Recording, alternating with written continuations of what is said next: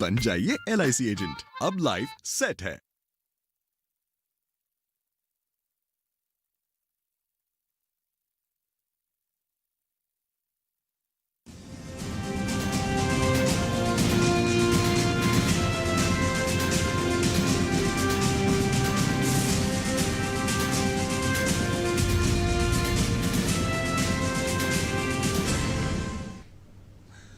नमस्कार, किसान समाचार में आपका स्वागत है। मैं हूं नदीम अंसारी। शुरुआत करते हैं हेडलाइंस के साथ। किसान संगठनों और सरकार के बीच नवे दौर की वार्ता। सुप्रीम कोर्ट के दखल के बाद ये बैठक काफी अहम। केंद्रीय कृषि मंत्री नरेंद्र सिंह तोमर ने कहा, किसानों के साथ इस बैठक में हल निकलने की है उम्मीद।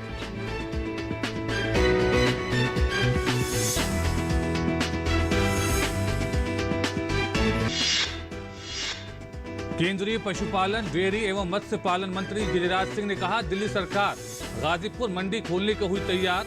केंद्रीय मंत्री ने कहा, पोल्ट्री फार्मिंग और मक्का की खेती करने वाले एक दूसरे के पूरक हैं, इसीलिए नुकसान दोनों को हुआ है, पर अब स्थिति में हो रहा है सुधार।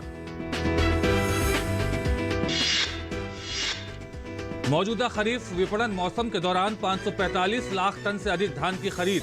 MSP पर खरीदी जा रही है खरीफ की फसल।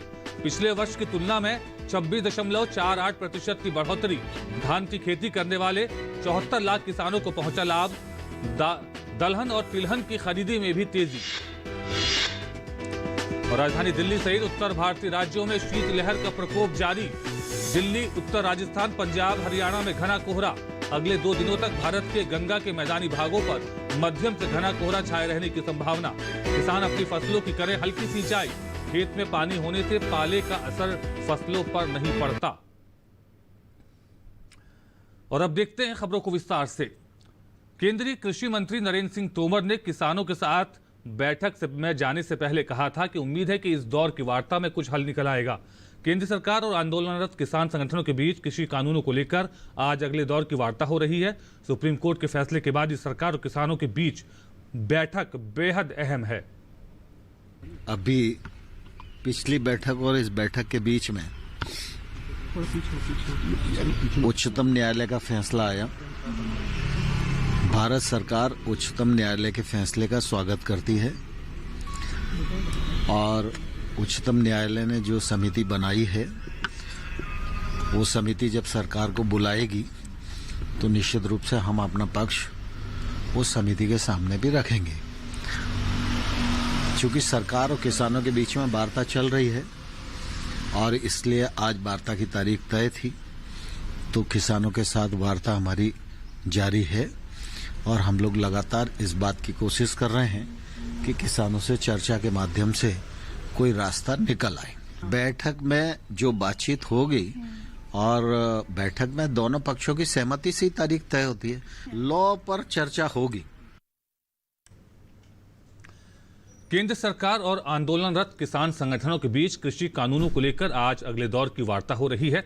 सरकार के साथ कई दौर की बातचीत और सुप्रीम कोर्ट के दखल के बावजूद कुछ किसान संगठन नए कृषि कानूनों को रद्द करने की मांग पर अड़े हुए हैं।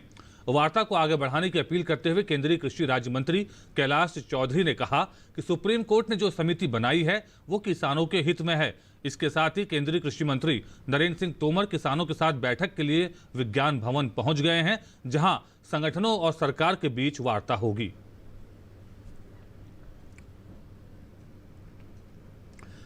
और सरकार और किसान संगठनों के बीच आज की मीटिंग के बारे में और ज्यादा जानकारी के साथ जुड़ रहे हैं हमारे संवाददाता ओपी यादव। ओपी, नवे दौर की बैठक है, महत्वपूर्ण बैठक है और दोनों पक्षों को यह उम्मीद है कि आज की बैठक के बाद कोई हल निकलेगा। अब जबकि सुप्रीम कोर्ट का भी इस मामले पर दखल है, तो किस तरह की तैयारी और चर्चा वहां पर जारी है? जी नदीम, आपको बता दूं केंद्र सरकार की तरफ से मंत्री स्तरीय प्रतिनिधिमंडल में केंद्रीय कृषि मंत्री नरेंद्र सिंह तोमर और रेल मंत्री पीयूष गोयल के अलावा वाणिज्य राज्य मंत्री और केंद्रीय कृषि सचिव संजय अग्रवाल सहित भारत सरकार के कई अधिकारी इस बैठक में मौजूद हैं। 40 किसान संगठनों के जो पदाधिकारी है वो भी बैठक में मौजूद है। आज की जो बैठक है महत्वपूर्ण इसलिए मानी जा रही है क्योंकि सुप्रीम कोर्ट का जो बीच में जो निर्णय आया उसके बाद से इस बैठक के कई मायने निकाले जा रहे हैं, क्योंकि केंद्र सरकार ने किसानों की आय बढ़ाने और उनको आर्थिक रूप से सशक्त और मजबूत बनाने के लिए जो कृषि सुधार कानून लाए उसमें सुप्रीम कोर्ट ने कमेटी बनाने की बात कही हुई है। उसके बाद जो कमेटी बनी उसमें एक सदस्य जो भूपिंदर सिंह मान है वो कमेटी से हट गए, तो उसके बाद केंद्र सरकार का जो फोकस है आज की बैठक में इसी विषय पर रहेगा कि सरकार जो केंद्र सुप्रीम कोर्ट ने जो कमेटी बनाई है उसको गठित होने और उसके बाद जो क्रियान्वयन करने में सरकार पूरी मदद करेगी। अगर सुप्रीम कोर्ट की तरफ से कमेटी द्वारा बुलाया गया तो केंद्र सरकार अपना पक्ष रखेगी और इन कानूनों के फायदे और जो किसानों के हित में जो नीतियां बनी उनके बारे में स्पष्ट रूप से सरकार अपना पक्ष रखने के लिए जाएगी। तो ये बैठक इसी बात पर है कि किसानों को ये समझाया जाएगा कि इस बैठक में आप अपना पक्ष रखें और जो कमेटी है उसमें आप शामिल हों, क्योंकि गुरुवार को जो बैठक होनी थी वो भूपिंदर सिंह मान के अलग हटने से वो बैठक रद्द हो गई। कोविड जो वीडियो कॉन्फ्रेंसिंग के जरिए होनी थी बैठक, तो कहीं न कहीं सरकार ये समझाने का प्रयास करेगी कि किसान संगठन अपनी जिद को छोड़ें और इन कानूनों के समर्थन में रहें और जो कमेटी बनी है उसमें शिरकत करें और कमेटी में अपना पक्ष रखे ताकि सरकार अपना पक्ष रखे और सकारात्मक निर्णय निकले और इसका हल हो। जी नदीम। बिल्कुल ओपी, आपने बताया कि कई विषयों पर बातचीत होनी है और जहां तक सरकार के पक्ष की बात है, चाहे एमएसपी का मामला हो चाहे कॉन्ट्रैक्ट फार्मिंग की बात हो, अगर कॉन्ट्रैक्ट फार्मिंग की बात की जाए ओपी, पिछले काफ़ी समय से ये प्रक्रिया चल रही है और लोगों को इसका लाभ भी हुआ है। कई ऐसे उदाहरण हमारे सामने मौजूद हैं। तो किस तरह से किसान संगठन जो है इस बात को समझने को फिलहाल राजी नहीं है? जी नदी, मैं आपको बता दूं कि केंद्र सरकार की तरफ से जो लगातार 8 दौर की जो वार्ता हुई, राज्य 9वें दौर की बात, जिसमें हर बार यह समझाने का प्रयास किया जाता है कि जो तीनों कृषि सुधार कानून है वो कहीं न कहीं अन्नदाता की आर्थिक तरक्की सुनिश्चित करने वाले हैं। कॉन्ट्रैक्ट फार्मिंग का मसला हो या आवश्यक सेवा वस्तु अधिनियम में बदलाव का मामला हो या और अन्य तरह का जो मसला हो, तीनों कृषि सुधार कानूनों कहीं न कहीं किसानों के हित में अनुबंध आधारित खेती का सरकार ने इसलिए एजेंडा रखा, इसको इसलिए कानून में लाया गया क्योंकि छोटे जो मझोले किसान है जिनकी 2-2 बीघा जमीन है, 5 हेक्टेयर से कम है, उनको अपने खेत में ही कंपनियां आए और उनका उत्पाद वाजिब दाम पे ले जाए और उसका अनुबंध कर लिया जाए खेती का, तो निश्चिंत होकर अपनी कृषि कार्य करें और बाजार में और मंडी में दोनों जगह बेच सकते हैं। तो ये अनुबंध आधारित खेती और जो मंडी प्रणाली में जो सुधार किया गया है, उसके अलावा तीसरा जो आवश्यक वस्तु सेवा अधिनियम में भंडारण का जो मसला है, ये सरकार ने कहीं न कहीं किसानों के हित में किया है, लेकिन कहीं न कहीं उनको जो भ्रम हुआ है, कई संगठनों द्वारा उनको बरगलाने की जो कोशिश की गई, उसके बारे में सरकार अपना पक्ष रखते हुए उनको बिंदुवार क्लोज के अनुसार 1 by 1 करके समझाने का प्रयास करती रही और कहीं न कहीं किसानों को भी ये बात समझ में आने लग गई है कि जो कानून बने हैं वो कहीं न कहीं अन्नदाता के हित में है, लेकिन कई संगठनों द्वारा किसानों को बरगलाने की वजह से यह स्थिति पैदा हुई। लेकिन उम्मीद है कि आज की जो बैठक निकलेगी उसके सार्थक नतीजे होंगे और आगामी दिनों में ये जो किसान आंदोलन कर रहे हैं वो आंदोलन वापस लेने पर सहमत बनेंगे। जी ओपी, अगर सुप्रीम कोर्ट के दखल की बात करें, सुप्रीम कोर्ट ने एक कमेटी बनाने का फैसला किया है, उस कमेटी की अब जल्दी ही बैठक भी होने वाली है। तो जो कमेटी बनाई गई है उसका जो मकसद है वो यही है कि दोनों पक्षों के बीच बातचीत हो और कोई ऐसा सर्वमान्य हल निकले जिससे कि ये जो गतिरोध है फिलहाल वो टूटे। तो ऐसे में उस समिति की महत्वपूर्ण भूमिका के साथ साथ आज की जो बैठक है किस तरह की उम्मीद की जानी चाहिए? जी मैं आपको बता, जो कमेटी में 4 सदस्य थे उनमें एक प्रोफेसर गुलाटी और एक भूपिंदर मान और एक दूसरे व्यक्ति अनिल धनगट हैं और एक अन्य और व्यक्ति है जो साउथ एशियन संस्थान में काम करते हैं, पॉलिसी रिसर्च का काम देखते हैं, प्रमोद जोशी। ये चारों काफी अनुभवशील व्यक्ति हैं और सरकार ने इन चारों चीजों के आधार पर जो अनुमान लगाया उससे क्या इसके सकारात्मक निर्णय निकलने की उम्मीद थी और सुप्रीम कोर्ट ने भी इनको जो नामित किया वो कहीं न कहीं उनके अनुभव और अन्य चीजों को देख के किया। लेकिन एक व्यक्ति के हटने से ये जो बैठक कल होनी थी वो कोविड वीडियो कॉन्फ्रेंसिंग के जरिए वो रद्द होगी, लेकिन आने वाले दिनों में बैठक होगी और उम्मीद है कि ये जो व्यक्ति हैं इन सब के अनुभव और किसानों के हितों को और सरकार की जो नीति पॉलिसी उसको समझते हुए जो भी निर्णय लिया जाएगा वो कहीं कहीं अन्नदाता के लिए भविष्य के लिहाज से बहुत बेहतरीन और सकारात्मक निर्णय माना जाएगा। जी बिल्कुल ओपी, तो यही उम्मीद की जानी चाहिए कि 9वें दौर की जो आज बैठक हो रही है जिसमें किसान संगठन और सरकार के प्रतिनिधि शामिल हैं और इस बैठक के बाद कोई ना कोई ऐसा रास्ता जरूर निकलेगा जिससे कि ये गतिरोध टूटे और जो सरकार जो कृषि कानून हैं उनको लेकर एक समझदारी विकसित हो। फिलहाल इस पूरी जानकारी के लिए ओपी आपका शुक्रिया। मौजूदा खरीफ विपणन मौसम के दौरान 545 लाख टन से अधिक धान की खरीदी की गई है। ये पिछले वर्ष इसी अवधि में खरीदे गए लगभग 431 लाख टन से 26.48% अधिक है। कृषि मंत्रालय ने कहा कि सरकार अपनी मौजूदा एमएसपी योजनाओं के अनुसार किसानों के से न्यूनतम समर्थन मूल्य पर खरीद कर रही है। मंत्रालय ने बताया है कि वर्तमान खरीफ विपणन मौसम में खरीद संचालन प्रक्रिया से 73 लाख से अधिक धान के किसानों को लाभ पहुंचा है। सरकार ने किसानों को 1,03,000 करोड़ रुपए से अधिक का भुगतान किया है। पंजाब, हरियाणा, उत्तर प्रदेश, तेलंगाना, उत्तराखंड, चंडीगढ़, जम्मू कश्मीर, केरल, गुजरात, आंध्र प्रदेश, छत्तीसगढ़, ओडिशा, मध्य प्रदेश, महाराष्ट्र, बिहार, झारखंड, असम, कर्नाटक और पश्चिम बंगाल में धान की खरीद जारी है। सरकार ने अपनी प्रमुख एजेंसियों के माध्यम से 2,89,000 टन से अधिक मूंग, उड़द, मूंगफली और सोयाबीन की खरीद की है। इससे 1,54,000 से अधिक किसानों को लाभ मिला है।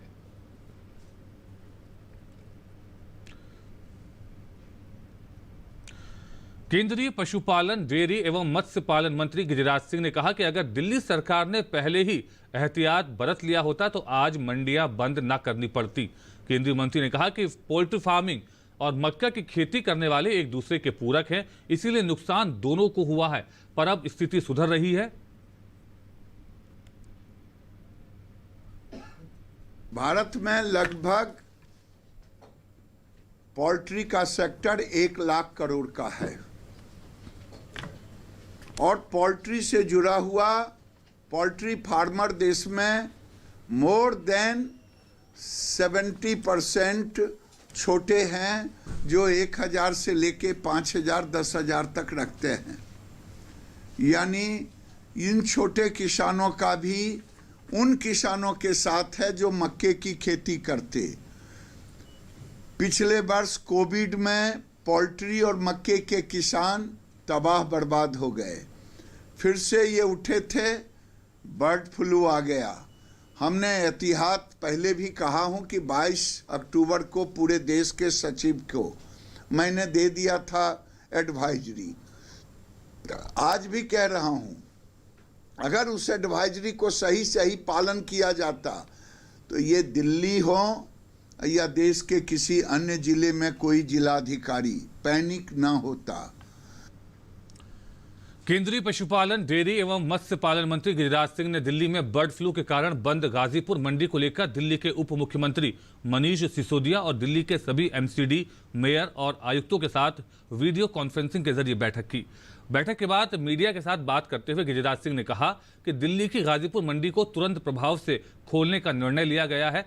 मंत्री ने कहा कि दिल्ली की लैब और भोपाल लैब में भेजे गए सैंपल निगेटिव आए हैं। मंत्री ने कहा कि राज्य सरकारों को चिंतित होने के बजाय जागरूकता अपनाने की जरूरत है। दिल्ली सरकार ने अपने आदेश को गाजीपुर मंडी को खोलने का ले लिया है। अब एमसीडी के अंदर जो सारे हैं नगर निगम, ये भी आज शाम तक अपना वो जो आदेश है, जो उन्होंने बैन लगाया था, उस बैन को वापस कर लेंगे। और जिससे एहतियात बरतने के लिए कहा है कि एहतियात बरतें लेकिन पैनिक ना हो, यही आज प्रार्थना किया। स्टार्टअप इंडिया अंतर्राष्ट्रीय सम्मेलन की आज से शुरुआत हो गई है। केंद्रीय मंत्री पीयूष गोयल ने सम्मेलन का उद्घाटन किया। प्रधानमंत्री नरेंद्र मोदी कल वीडियो कॉन्फ्रेंसिंग के माध्यम से स्टार्टअप से बातचीत करेंगे और प्रारंभ स्टार्टअप इंडिया अंतर्राष्ट्रीय सम्मेलन को संबोधित करेंगे। सम्मेलन का आयोजन वाणिज्य एवं उद्योग मंत्रालय के उद्योग तथा आंतरिक व्यापार विभाग द्वारा किया जा रहा है। ये 2 दिवसीय सम्मेलन प्रधानमंत्री द्वारा अगस्त 2018 में काठमांडू में आयोजित चौथे बिम्स्टेक शिखर सम्मेलन में की गई घोषणा का अगला कदम है। काठमांडू शिखर सम्मेलन में भारत ने बिम्स्टेक स्टार्टअप सम्मेलन आयोजित करने का संकल्प व्यक्त किया था। ये सम्मेलन 16 जनवरी 2016 को प्रधानमंत्री द्वारा लॉन्च की गई स्टार्टअप इंडिया पहल की 5वीं वर्षगांठ के अवसर पर आयोजित हो रहा है। इस दौरान 24 सत्र आयोजित किए जाएंगे, जिनका फोकस वैश्विक स्तर पर सामूहिक रूप से स्टार्टअप इकोसिस्टम को विकसित करने पर होगा।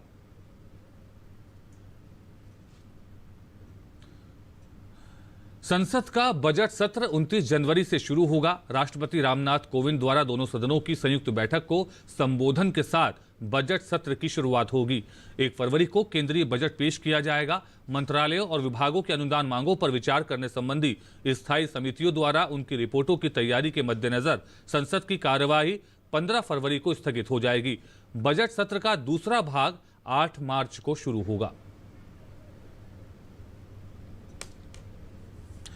और बुलेटिन में फिलहाल वक्त है एक ब्रेक का। जल्द लौटेंगे, आप देखते रहिए किसान समाचार। ये कामयाबी है अन्नदाता की,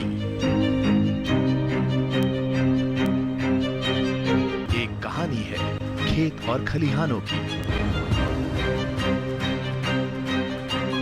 कैसे करें अपने पशुओं की देखभाल, जानिए गांव-गांव के किसानों का हाल। देखिए गांव किसान, सोमवार से शुक्रवार दोपहर। गांवों और पिछड़े क्षेत्रों में सरकारी योजनाओं की जानकारी पहुंचा। देश में कौशल और क्षमता विकास कर ग्रामीणों को सामाजिक बदलाव और विकास से जोड़ने की दूरदर्शन किसान की पहल चौपाल चर्चा देखें सोमवार से शुक्रवार सुबह 9 बजे। उत्तर पूर्वी राज्यों पर आधारित अनूठी कहानियों का संग्रह गुलदस्ता। जाने माने कहानीकारों की इन रचनाओं में है मनोरंजन भी, संदेश भी। गुलदस्ता सोमवार से शुक्रवार रात 8:30 बजे दूरदर्शन किसान पर।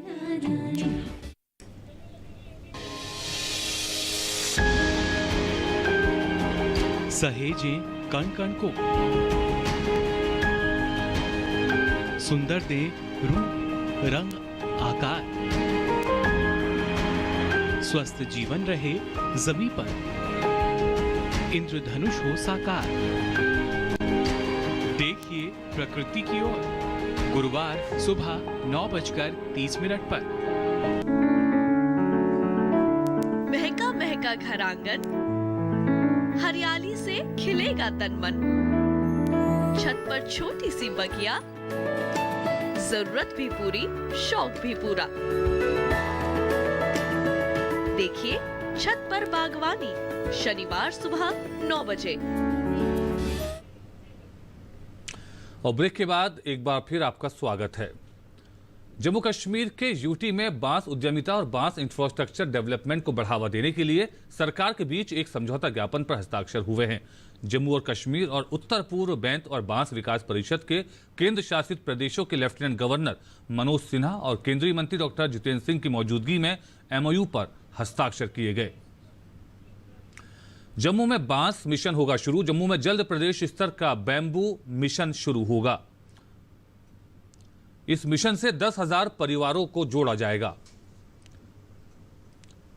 इसके अलावा देश के 23 राज्यों की तरह जम्मू को भी मिशन मोड पर जोड़ने की जरूरत है। प्रदेश में वर्तमान में 1,000 परिवार बांस हस्तशिल्प के कारोबार से जुड़े हुए हैं।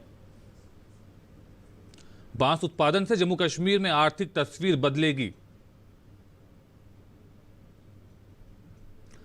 कठुआ, सांबा, रियासी, उधमपुर, कश्मीर के कुछ अन्य हिस्सों में बांस उत्पादन की भरपूर क्षमता मौजूद है। जम्मू कश्मीर में बांस के उत्पादन के साथ रोजगार के अवसर भी पैदा होंगे। बांस उत्पादों को वैश्विक बाजारों तक ले जाने की कोशिश है। हथकरघा, हस्तशिल्प और उद्योग विभाग को मिलेगा इससे बढ़ावा। जम्मू कश्मीर में युवाओं को बांस उत्पादन से जोड़ा जाएगा। देश भर में 25,000 से अधिक बांस उद्योग मौजूद हैं। बांस से 2 करोड़ लोगों को रोजगार मिल रहा है। जम्मू कश्मीर में वन अधिकार अधिनियम में परिवर्तन होने से बांस उत्पादन के रास्ते साफ हुए हैं। बांस पर आयात शुल्क 10% से बढ़ाकर 26% किया गया है। और आइए अब देखते हैं किसान कैसे करें टमाटर की खेती और क्या रखें सावधानियां।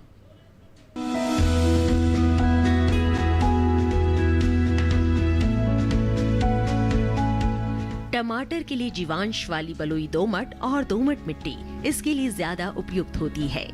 1 हेक्टेयर बुआई के लिए सामान्य किस्म का 400 से 500 ग्राम बीज चाहिए, जबकि संकर किस्म का 150 से 200 ग्राम बीज ही पर्याप्त होगा।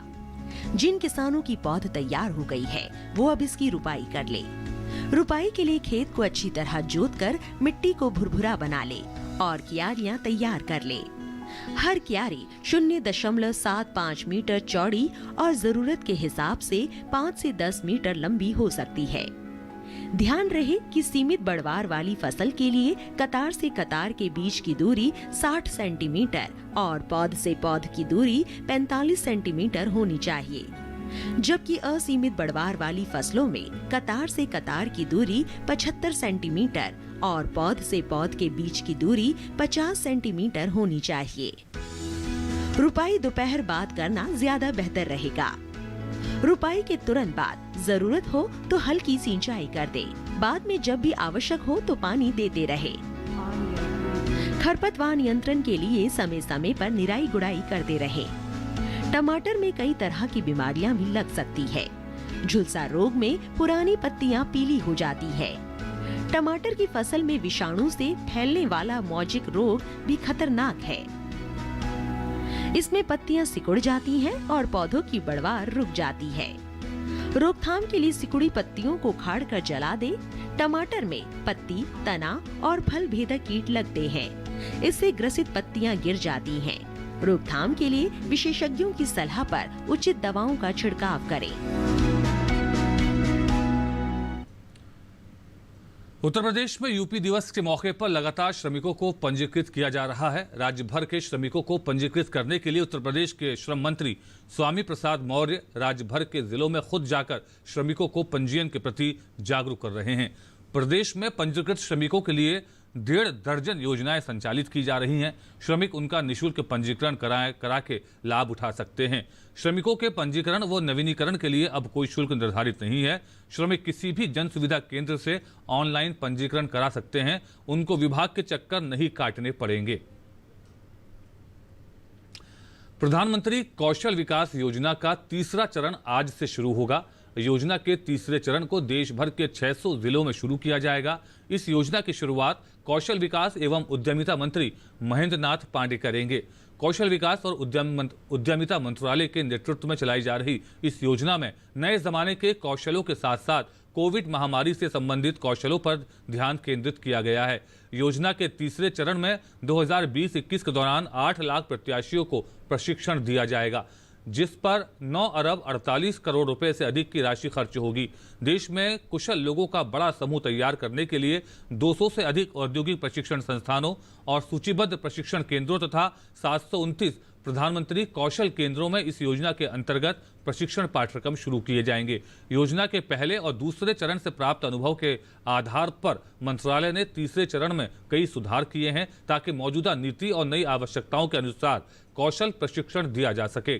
प्रधानमंत्री नरेंद्र मोदी ने 15 जुलाई 2015 को स्किल इंडिया मिशन का शुभारंभ किया था।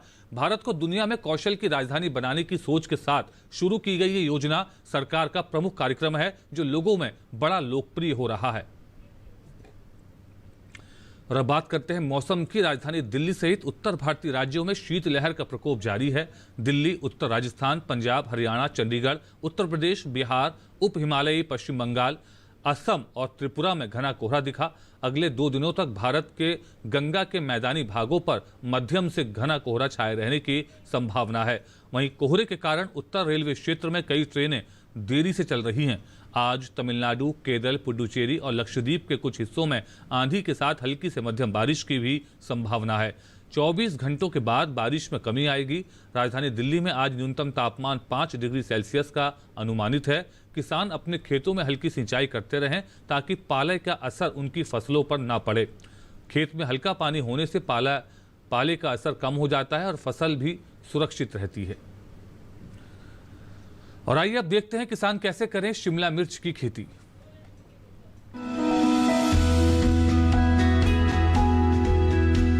शिमला मिर्च की बुआई का समय चल रहा है। सर्दी का मौसम इसकी खेती के लिए उपयुक्त माना जाता है।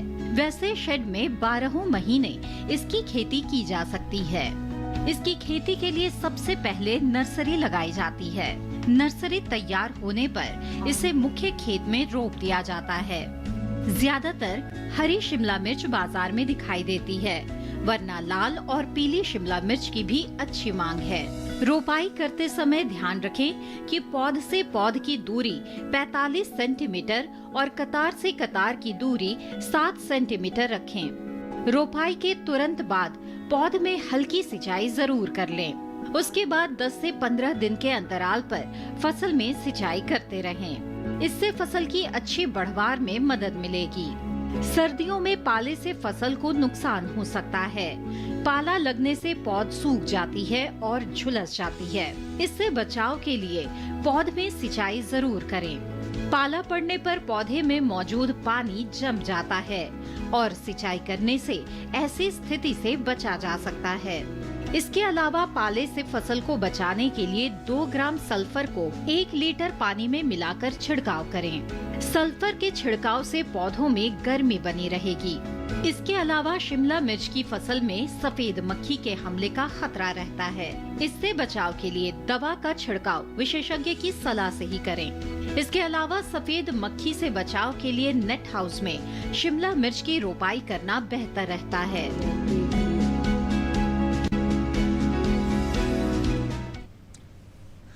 और इसी के साथ किसान समाचार के इस अंक में फिलहाल इतना ही। हमारी पूरी टीम को दीजिए इजाजत। नमस्कार।